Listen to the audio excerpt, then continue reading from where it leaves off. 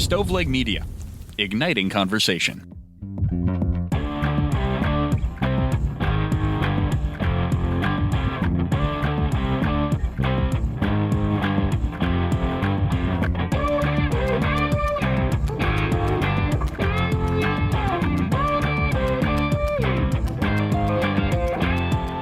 This is True Crime Cast. Jamie, joined by John as always. How you doing, buddy? Dude, I'm doing great. How are you doing? I'm doing much better than recent weeks. Really, I guess just time heals things, and I don't know. Spring is springing, baseball is baseballing. John Cena turned heel. We got a lot going on. Yeah, we could talk a whole episode about the John Cena turning heel thing. Who saw that coming? Not me. Yeah, because you can't see him. But nobody saw that coming. But we have a case for you today. I mean, we're looking at all of our research notes, and it's like double the typical research notes. So, and I mean, it'll be good. The rabbit holes we could go down, we'll chase some rabbits, but there are a lot more to chase that we're going to leave for now. We don't normally cover cases that are ongoing. We try to wait till there's finality in a case to tell the complete story. But this one just keeps dragging on, and I feel like we need to at least start telling the story. Then we can revisit it when we have more clarity. But before we get started, I want to thank a couple folks who submitted 5-star reviews on Apple Podcasts. This comes from A Person in a Large World. What an insightful name. I'm a large person in a regular world. I'm a 14-year-old, and I absolutely love True Crime Cast. I listen on long car rides with my family. My favorite episode so far was the Watts family episode. That's a dark episode. Wow. 14-year-old.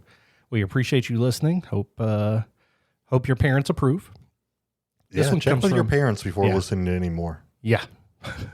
I assume it's a girl just because most of our listeners are women, but it could be a guy. My son listens sometimes, so it could be him. Could be. But he's not 14 anymore. This one comes from Dame Dana.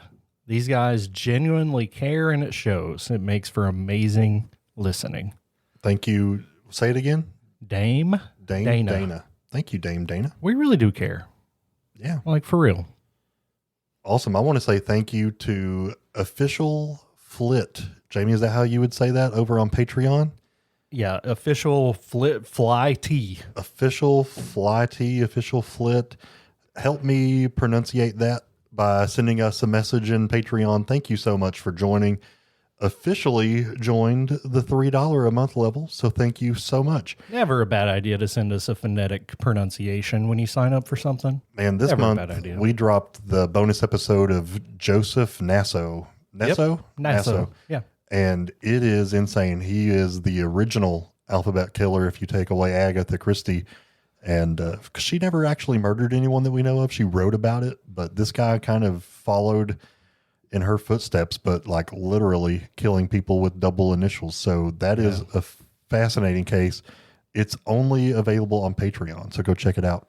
Absolutely. In today's case, like I said, this is a current one. We're going to talk about the Idaho 4, give our take on the story, what we think is going on here. And I mean, we're recording this on the Friday before it's released. There was breaking news last night we'll get to. Like, this is just happening so rapidly, and it's so frustrating to so many people.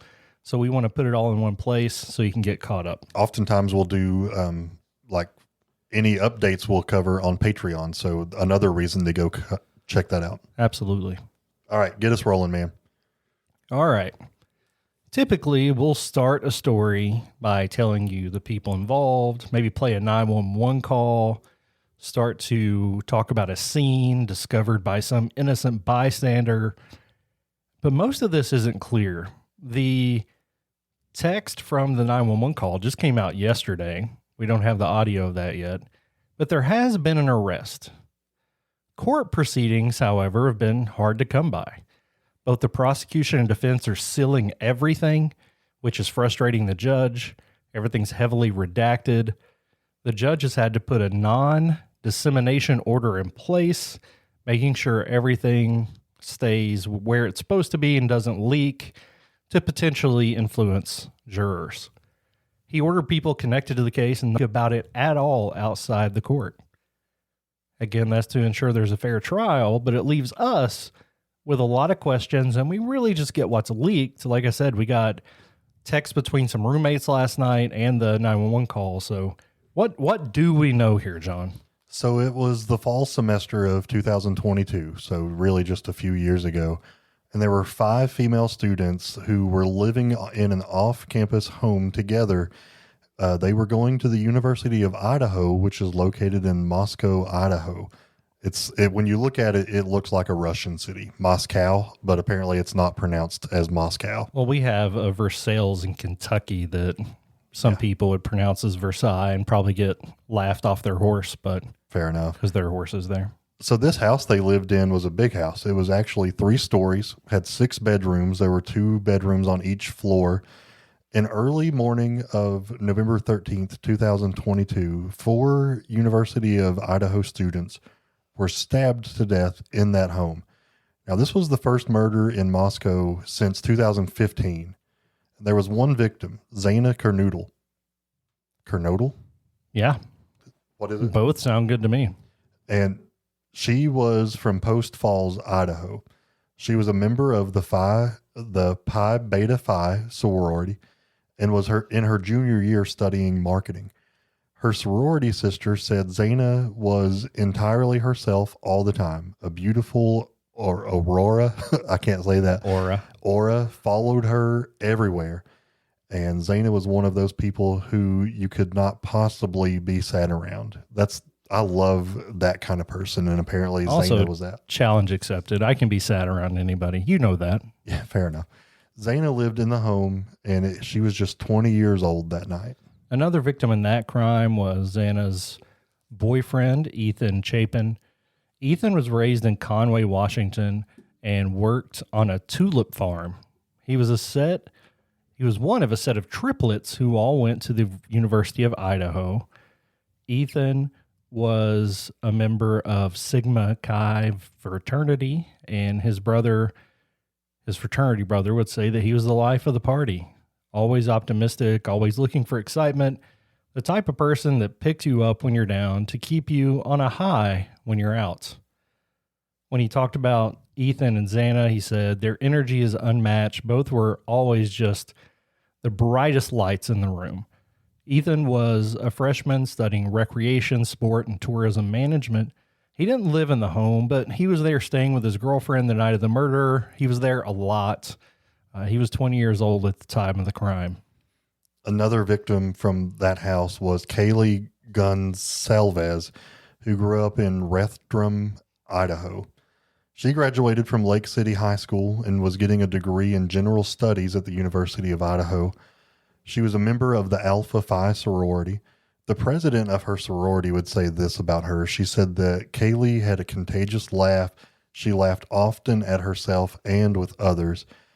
Just seemed like a very bubbly, happy person. Kaylee lived in that house at one time, but she had graduated early and had moved out recently. So she was back visiting for a party and to also visit her best friend, Madison Mogen. Kaylee was just 21 years old at the time she was murdered. And then there's her friend, Madison Mogen, who grew up in Coraldine, Idaho. Her friends and family called her Maddie. She had also graduated from Lake City High School and was studying marketing at the University of Idaho. Of Maddie, one of her friends said that she was a great person. She had a bright smile. She had a bright future. She was bright in every way that a person could be. Maddie was the kind of person that made sure everyone felt welcomed and cared for. She was also a member of the Pi Beta Phi sorority and worked at a restaurant downtown Moscow with Xana. So all these connections, obviously some people are living here at the time, some are kind of visiting. So it's a college town. There's always a lot going on. And Maddie and Kaylee were the best of friends. They had met in 6th grade and were inseparable from that day on. At the vigil after these murders, Kaylee's dad noted that the girls were together until the very end, that they, quote, died together in the same room, in the same bed. Maddie still lived at home, and she was just 21 years old the night of the murder. So these 4 were stabbed to death on the 2nd and 3rd floors of the home while they were in bed. and they were not gagged or restrained in any way. I mean, so Jamie, am I wrong? It just appears as if all 4 of them were in bed and stabbed to death while they were in bed. They were attacked, appear to be attacked in their sleep, but we'll find out there was some motion in the home, and how this happened in a house without alerting everybody else is one of the major questions. But at first glance, it just looks like someone or someones were able to like stealthily move through the house and stab people while they were asleep is how it looked. Yeah. I'm not saying that's what happened, but that's how it appeared. Right. Or multiple attackers in different rooms. That way you're not getting the alert and response. So again, they were not gagged. They were not restrained. There was apparently so much blood at the scene that it was actually dripping on the outside of the house. I mean, this is just, think of a horrific scene and multiply it by 10, it sounds like. There were 2 other female roommates in the home who were sleeping on the first floor, and they were unharmed. Maddie and Kaylee were in Maddie's room, while Xana and Ethan were in Xana's room. All 4 of the victims were pronounced dead 13th, 2022. I remember the news all being a buzz about this around that time.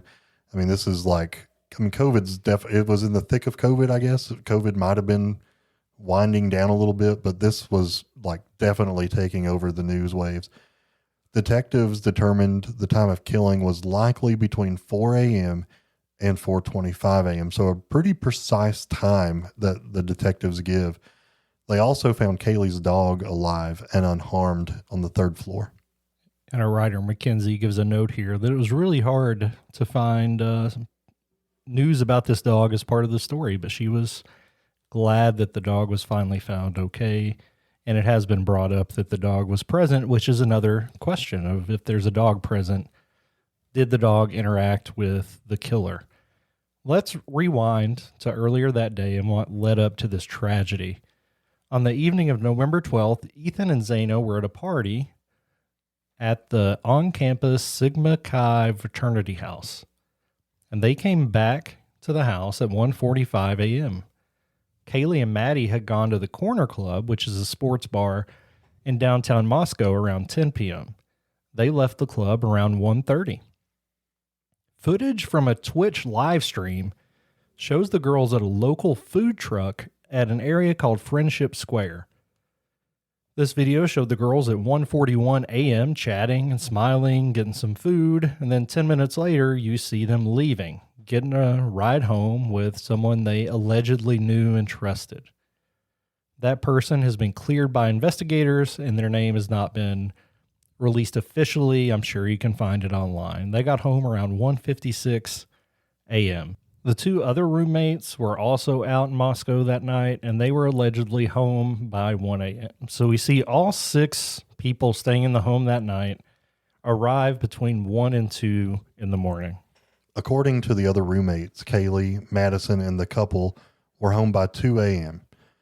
Kaylee's phone showed that she called her former longtime boyfriend 7 times between 2:26 and 2:52 a.m. Madison's phone also showed 3 calls to the same guy from 2:44 a.m. until 2:52 a.m. So this ex-boyfriend did not pick up any of these calls, and investigators questioned him and cleared him pretty quickly. So we don't anticipate him being involved in this. This is what happens, I mean, right. If you I'm going to assume the girls were drinking a little bit. Is that a safe assumption? I believe so. So if you have some stuff on your mind and you are drinking, you make calls to people. Yep. And that's kind of where my head went. Same for me. And that's 11 calls to the same guy. I'm assuming he either has these numbers blocked or has his phone on silent from him. Yeah. It's late, man. I'm too old to be doing this, but also a DoorDash for Xana was delivered to the house around 4 a.m. So that's really close to the time in question here. Xana's phone also showed that she was on TikTok at 4:12 a.m. At approximately 4:17 a.m., a security camera less than 50 feet from Xana's room picked up the sounds of a dog barking and distorted audio of what sounded like voices or a whimper, followed by a loud thud. So we had narrowed the time of the attack between 4 and 4:25, and at least for Xana, The attack in her room seemed to have not taken place before that time of 4:12. One of the surviving roommates said that she woke up at around 4 from what she thought was Kaylee playing with her dog because she heard the dog running around. The roommate said a short time after that, she heard someone she thought was Kaylee say something to the effect of, "There's someone here."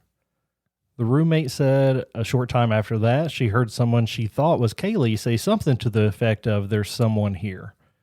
She looked out of her bedroom and didn't see anything when she heard the comment about somebody being in the house. Then she opened her door again when she thought she heard crying coming from Xana's bedroom. Yeah, at that point, she heard a male voice and said something to the effect of, "It's okay, I'm going to help you." And according to an affidavit released later, the roommate said when she heard the crying, she opened the door and saw a man in black clothes and black mask walking past her. And then she was just standing there frozen in shock. The roommate didn't recognize the man.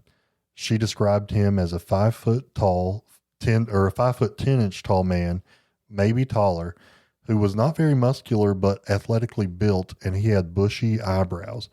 She said that he walked toward the sliding glass door as she closed her door. These stories change, and you and I were talking recently about a situation that happened in my life, and I just couldn't recall certain details about what happened. Eyewitness testimony is tough. Even though what you experienced was like very alarming, and you should remember the details. It happened in your face, but the details are iffy, and I think it's just almost like a trauma response. Your body and brain are just going wild. And, this roommate, her story would change. Some people put a lot of pressure on her, saying she either knew what was happening and didn't do anything, or maybe even had a role in it. But let's put pause on her for a little bit. Then we get to the morning of November 13th, and the two surviving roommates called friends over to their house because they thought one of them was out and was not waking up. At 11:58 a.m., someone using one of the roommates' phones, authorities haven't disclosed who actually made this call, and the 911 call, the text from it, has just been released. They called 911 requesting help for an unconscious person. Responding officers found the 4 murdered victims. There was no sign of forced entry. Nothing appeared to be missing from the home. Investigators say they don't believe anybody else was in the home at the time of the 911 call. They don't think the perpetrator was there when they were called. Now, along with the 911 call, John, they released these text messages between the two roommates. One's initials are DM and the other BF. Again, not officially released. You can go find their names if you want to. DM texts, "No one is answering." Second text, "I'm really confused right now. Kaylee, what's going on?" Those last two were obviously to Kaylee. Then BF text back, "Yeah, dude, WTF. Xana was wearing all black." DM comes back, "I'm freaking out right now. No, it's like ski mask almost." BF comes back with STFU, actually. Then DM says, like he had something over his head and a little his mouth. "I'm not kidding. I'm so freaked out." BF says, "So am I." And DM says, "My phone is gonna die." BF says, "Come to my room. Run down here." So those are between the roommates. I think DM's obviously the one that we talked about opening her door and seeing the person. And those were just leaked or released or whatever you want to call it on March 5th of this year. Okay. And then, so go back to that. Who did they say was wearing the mask? They said that Xana was wearing all black. Okay. And then I believe there were some other, there had to be some other texts here, because then she goes into, no, it's like a ski mask almost, like he had something over his head and over his mouth. So that couldn't be talking about Xana. So right. It's someone else that we don't know the name of. So yeah, wild, just wild. Autopsies were performed on the 4 students, and they were performed in Spokane, Washington. The coroner stated that all victims had been stabbed multiple times with fatal wounds that had occurred in the chest and upper body. and they were all stabbed with a large knife. So if this was not the same knife that stabbed all the victims, the knives were very similar. At least one victim did have defensive wounds, which made it appear as if they had tried to fight off their attacker. It appears that the victims were attacked while sleeping in their beds. Not all of the bodies showed signs, none of the bodies showed signs of sexual assault, and all of these were ruled as a homicide. The murder weapon has never been recovered, but it is believed that the killer or killers used a fixed blade knife. This is, a standard kitchen knife, perhaps. I mean, it's a blade that's not retractable or folding. It's not a pocket knife. It's a larger knife than that. So a hunting knife or a kitchen knife, something like that. Very well described. And they knew that it was at least one knife, but if there were two, they were very similar. And I think that just kind of goes back to the question, how many attackers? And we're going to take a break. When we get back, we'll talk about the investigation, how they narrowed in on a suspect, arrested him, and where we stand.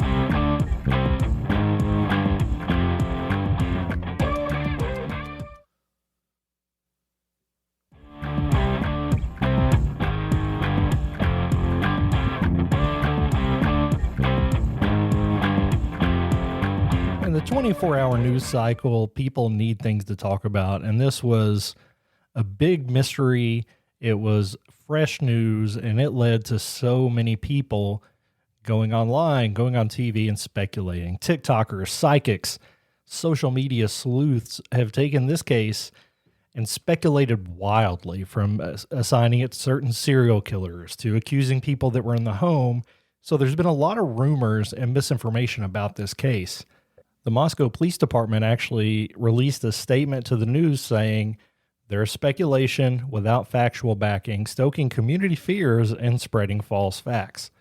Tracking down rumors and quelling rumors about specific information and specific events that may not have happened is a huge distraction. We are not releasing specific details as we do not want to compromise the investigation. And I totally get that, John. The rumors out there, it makes everybody afraid because you have to wonder, is there somebody out there killing that's still here? And it takes time away from the true investigation of what we know to be fact. They also warn the public that people harassing or threatening people that were involved could be facing charges, largely as they talked about the other roommates. The Idaho 4 murders are what they were tabbed in the media. And it's no doubt a case study in what happens with cyber sleuths getting involved and where the boundaries are, which is another reason we try to wait till the end of a story before we get in. But for this one, we're close enough, I guess, or there's enough that we need to at least start a one-parter here. The grieving families agreed that they were all disappointed in the lack of transparency in the case, but they continued to support law enforcement. Kaylee's dad, who's been one of the faces of this group, said, "I have to assume and hope that this is all part of their plan and they've got this all figured out. I know that there's some really good, hardworking guys and girls that are on this case that I've met, and they looked me in the eyes and they told me straight out that they're working and they're doing everything in their power." And I get it. From a parent's perspective or a family member's, you want to know what's going on. You want to be in that loop of people in the know. But as an investigator, you have to hold your cards close to the chest. Anything that you put out there could potentially come back to hurt you when you're trying to investigate the case. So I get from both ends, it sucks all the way around. Horrible situation. But this did not mean that the police were not taking tips from the public. On November 19th, 2022, Moscow PD requested for the public to provide any video of the house that was recorded on the night of the killings. There was a phone tip line and there was an email address that were created through the FBI that allowed the public to submit any tips they had. So by December the 5th, 2022, there were 2,600 emails, 2,700 phone calls, and 1,000 digital submissions. By Christmas Eve, there were at least 15,000 tips regarding this case. So the public was allowed to call in, and they did. They submitted a lot of tips. And these tips actually led the police to begin searching through the records of over 22,000 fifth-generation Hyundai Elantras that were manufactured between 2011 and 2013.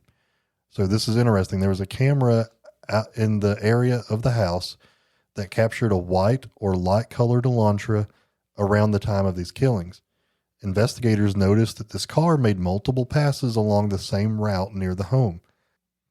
Another surveillance video caught an Elantra passing the victim's house 3 times, and that started around 3:29 a.m., so just 30 minutes before the window of opportunity started.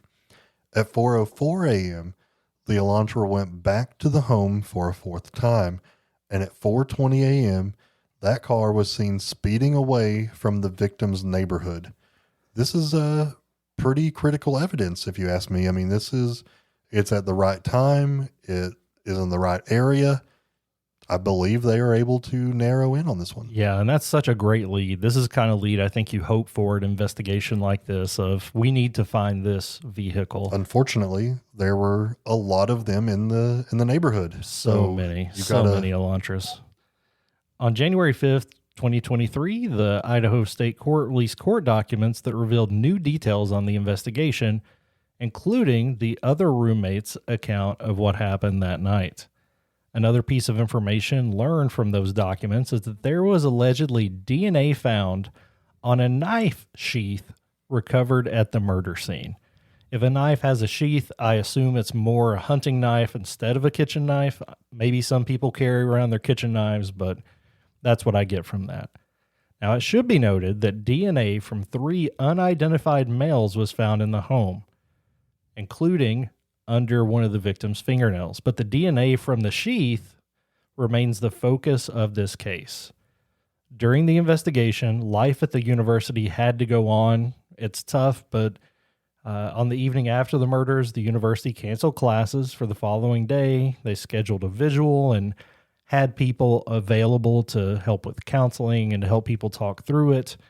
The vigil ended up being postponed because of weather, but from day one, investigators told the public that there was no risk to the community, which I think is, scary to say that. How do you know that for a fact if you don't know who did it? So there was a lot of pushback, and 3 days later, the chief said, we cannot say that there is no threat to the community. So they walked back that statement, which I think just further alarmed the community. Others who lived in the area became extremely anxious and cautious, and a number of professors just started canceling classes to help people feel more comfortable, giving online assignments and just trying to help people feel safe. Nearly 2 months after the murders, investigators released an affidavit showing the work that they had done to track down their main suspect. So after the bodies were found, authorities zeroed in on that surveillance footage that showed the white Hyundai Elantra, and they traced that specific car throughout the night all the way back to Pullman, Washington. And that was where there was a 28-year-old PhD student living whose name was Bryan Kohberger. And he was a UI student, and he made his commute to UI with a white Hyundai Elantra. Authorities pulled Kohberger's phone records, and they showed him heading into Moscow right before the attack. Now, his phone was off from the hours of 2:47 a.m. to 4:48 a.m., which would be consistent with Kohberger attempting to conceal his location during the quadruple homicide, according to the affidavit. When Kohberger's phone was turned back on, this was at 4:48 a.m., and he was in Blaine, Idaho, which was just south of Moscow. His phone also pinged off a cell tower near the victim's house around 9 a.m. on November 13th, which was approximately 5 hours after the murders. Phone records also showed that his phone was near that house at least 12 times in the 5 months leading up to this murder. Again, such a solid lead of somebody who's driving a car that you trace to the house, somebody who has their phone off during the time of the murders, and then somebody who stays in that area quite a bit. And as far as authorities knew, there was no reason for him to be in the area. John, this seems like a pretty solid start to an investigation, right? Yeah, absolutely. I think it's a great lead. The affidavit also revealed that they had tested the DNA that was found on the knife sheath on Madison's bed. Using a public genealogy database, authorities identified a partial match to someone with a family connection to 28-year-old Bryan Kohberger. This led investigators to recover trash outside of his home, like they did with the Golden State Killer, but they were all in Pennsylvania at this time. And the DNA found on the trash was from the father of whoever's DNA was on the sheath from the house.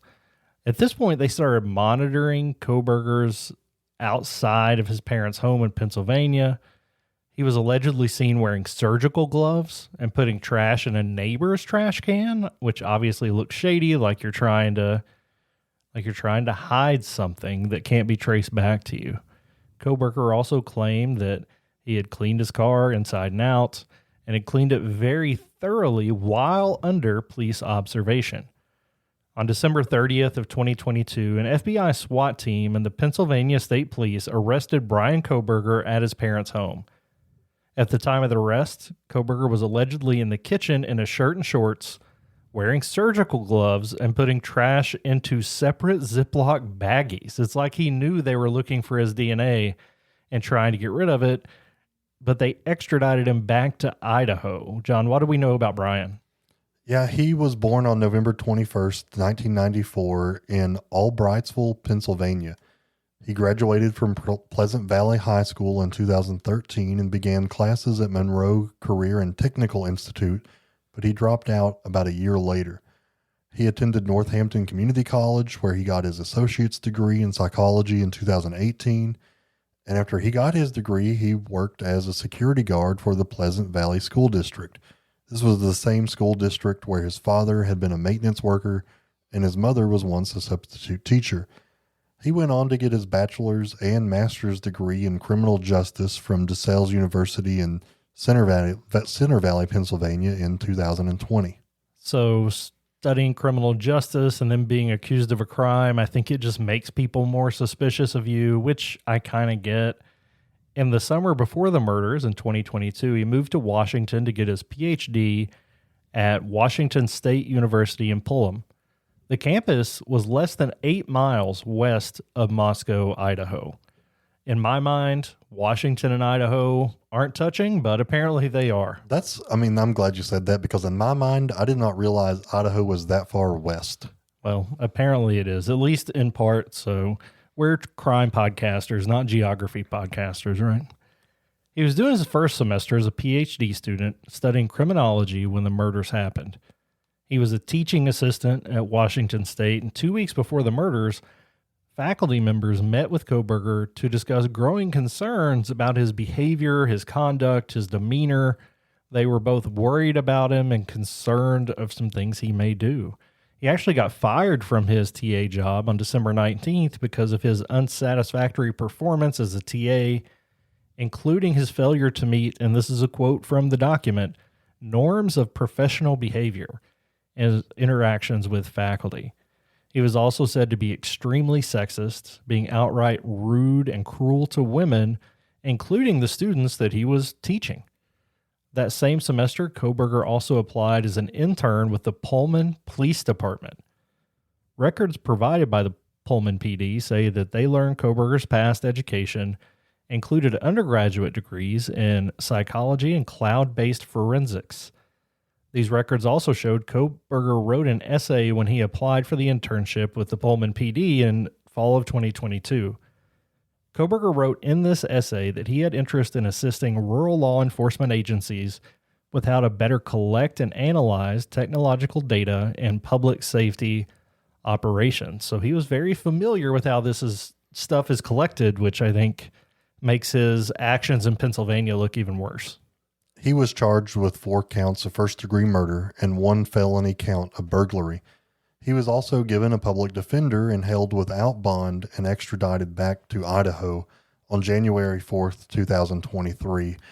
And that's where he would be held without bail in the county jail in Moscow. The families of the victims say they didn't know this guy at all, but they were happy, relieved, and thankful that there had been an arrest in the case. Kohberger was seen in court for the first time on January 5th, 2023, and that was in a court that was where he was going to hear the charges against him. So he appeared to have several cuts on his face, including a 2-inch cut above his chin, on his jawline, and then another one on his cheek. Months later, May 27th, 2023, he was indicted by a grand jury. As the charges were read to him after the indictment, he was asked how he wished to plead for each case, and he said nothing. His lawyer was there with him, and she said that her client was, quote, standing silent on the charges. That is not an option, so the judge entered a plea on his behalf of not guilty. Interesting tactic there. I'm not sure what he was hoping to get from that. In June of 2023, Kohberger's attorney submitted a court filing arguing that there's no connection between Mr. Kohberger and the victims and that the DNA evidence should not be allowed. They said there's no explanation for the total lack of DNA evidence from the victims themselves on their bodies and their DNA in Kohberger's apartment, office, home, or vehicle with the amount of blood that was at the crime scene. They were wanting the charges to be dropped based on this. But that same month, prosecutors not only did not drop the charges, they announced that they would be seeking the death penalty in this case. In August of 2023, Kohberger's attorney said that he had an alibi, but they weren't able to pin down his specific location during the murder because he was, quote, driving during the night and early morning hours. They said Mr. Kohberger is not claiming to be at a specific location at a specific time. At this time, there's not a specific witness to say precisely where Mr. Kohberger was at each moment of the hours. And this, he's essentially saying he's out stargazing and just driving around looking at stars with his phone off, which if you're going to claim that as an alibi, I got some beachfront property here in Kentucky to sell to you. That same month, Judge John Judge, I mean, that's legit. Destiny. He agreed to delay the trial after Kohberger waived his right to a speedy trial. John, recently we've seen some cases, the Crystal Rogers case in particular here in Kentucky, where the victim's family is exercising their right to a speedy trial when the defense is trying to delay it. We didn't see that here, but they did agree to delay it, and the news just keeps pouring in. So let's catch up to where we are today. On September 9th, 2024, the judge granted the defense's motion for a change of venue. So now the trial is set to happen in Boise, Idaho, with Judge Stephen Hippler presiding. On October 9, 2024, the judge set a start date for jury selection, and that's going to be July 30th, 2025. And the trial will begin on August 11th, 2025. In January of this year, 2025, his defense team has asked the judge to throw out DNA evidence as it all stems from, quote, an unconstitutional genetic investigation process, end quote. They've also argued that the search warrants in the case were tainted by the police and were because of misconduct. Last month, the judge declined to throw out this key evidence, which cleared the way for the trial to begin this summer. The judge has ordered a gag order for everyone involved in the trial, and as of now, no cameras will be allowed in the courtroom. Which I go back and forth on this for certain cases, but I don't know how I feel in this particular one. I'm certainly nosy and want to know what's happening, but we saw that there was none in the Richard Allen trial for the Delphi murders, so I think we're going to go the route of that being more consistent moving forward. We've still got a lot of questions here. If Kohberger did do it, was he acting alone? Would the other identified males from the DNA samples show that he had accomplices or show that he was potentially not even there at the time of the murder? If he did do it, what was his motive? Where is the murder weapon? Was the killer targeting one of the students in particular? Or were they just staking out a house where there are a lot of people? Or was this a random attack? I think if it's Kohberger, we know that he had been planning it by visiting the house. Why did they leave the other two roommates unharmed? And why did those roommates wait so long to call police when they're obviously texting each other in the middle of the night, really scared? On February 24th of 2023, the University of Idaho president said that the house where the murders happened was donated to the university. And John, I think this is one of the more wild pieces of this story. 10 months later, the university demolished the house. Yeah, I hope they were able to collect everything from that house they needed before it was done. I agree with the decision to demolish it and not to rent it out again, but was that adequate time for investigators to get what they needed? I don't think it is till you have a conviction, in my opinion. Like, just have it, don't rent it out. Just let it sit. If you want to demolish it later, that's fine, but you're potentially getting rid of evidence. If you find out another element of the case or how somebody got in, there's other stuff to look for here. We have so many questions, so I very much disagreed with the timing of that. A memorial garden for the victims on campus is being planted. Scholarships for 3 of the victims have been set up by their families. Ethan, Xana, Madison, and Kaylee all received posthumous degrees at the spring graduation ceremony on May 13th, 2023. Like I said, we had the transcripts from the 911 call come out recently, those texts from the middle of the night. The most recent filing from the Kohberger case, John, is that he is saying he would like the death penalty taken off the table because he's autistic. Okay. Do you have an immediate reaction to that? I wondered early on when he was fired from his TA job because of just inappropriate lack of social skills, really. Yeah. So I wondered, was potentially he on the spectrum?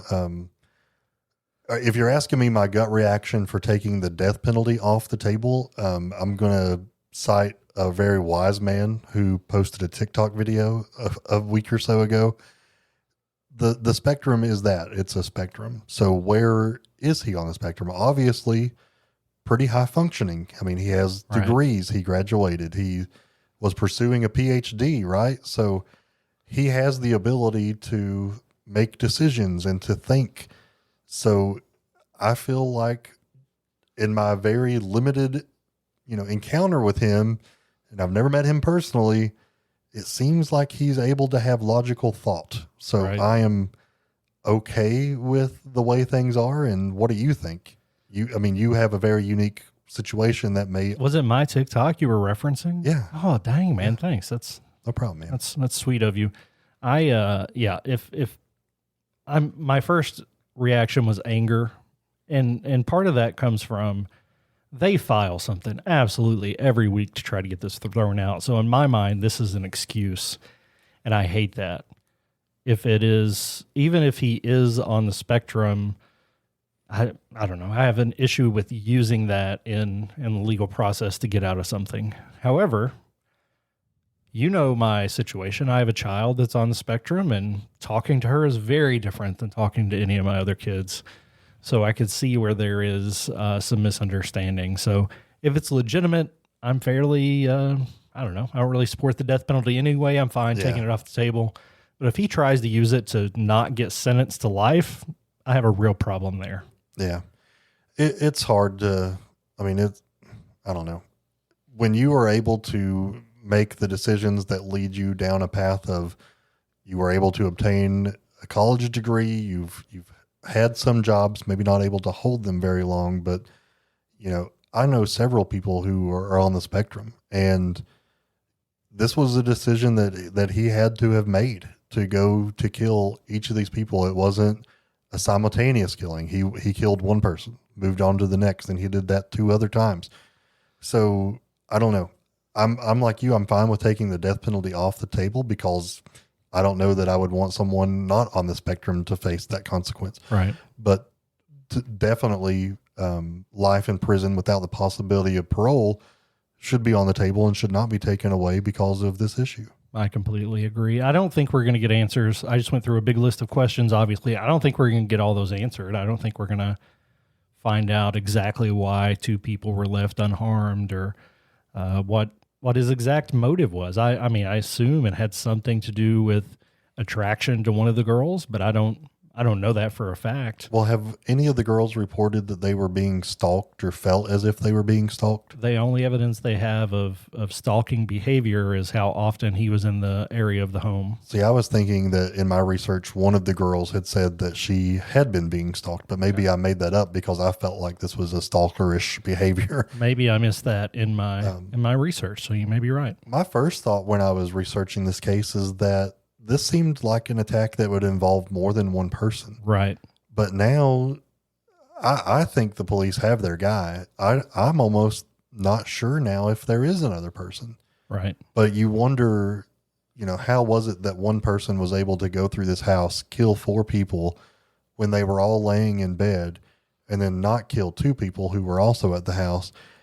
I mean, it's in my mind, the only explanation is they were all laying in bed anyway. And then this guy started going through the house and they were terrified. Yeah. They were too afraid to scream. They were too afraid to fight back. Obviously, some of them fought back in some capacity, but yeah. And I don't know if there was 2 people. I think this guy just methodically went through and did what he did. It's also interesting to me that there seemed to be no sexual component of this.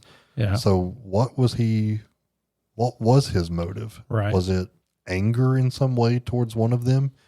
And I think this is all information that we'll eventually have once this goes through the legal process. I think it's pretty obvious from his studies that he was very interested in crime, in particular with murderers. So I think a lot of his research may have been him just becoming fascinated with it and wanted to try it himself. And he targeted one of these girls for a specific reason, or maybe multiple girls. But I do hope we find that out. The trial's supposed to start this summer. As far as I know, they're going to leave it in that area. They're not going to do a change of venue. But news is kind of... Well, I thought they did do it to Boise, Idaho. Oh, okay. Yeah. I don't know the geography of Idaho. I assume everything's in Boise. That's the only city I know of in Idaho. Sorry for all you Idaho Vandals fans out there. It's not personal. It's my ignorance. What is it? Like Idaho Vandals? What is that? What sport is that?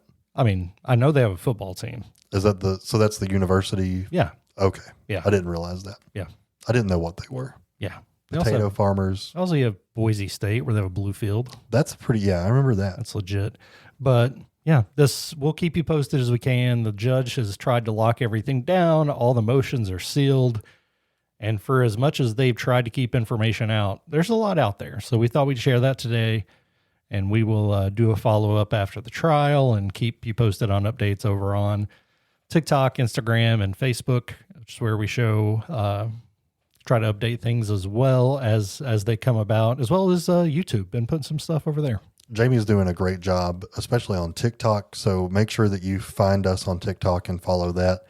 Yeah, good stuff over there. Thanks, man. Guys, we really appreciate you listening to us. This is one of our longer episodes, which I enjoy these much more, that we're able to dig in even more. So hopeful to get this case wrapped up maybe by the end of this year and get some justice for these families.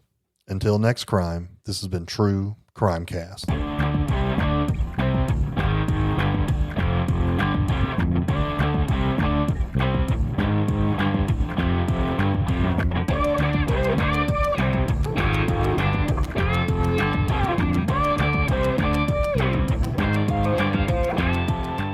You've listened to True Crime Cast, distributed by Stoveleg Media. Check out stoveleg.com to find out more about your hosts and to find other podcasts to listen to. Stoveleg Media, igniting conversation.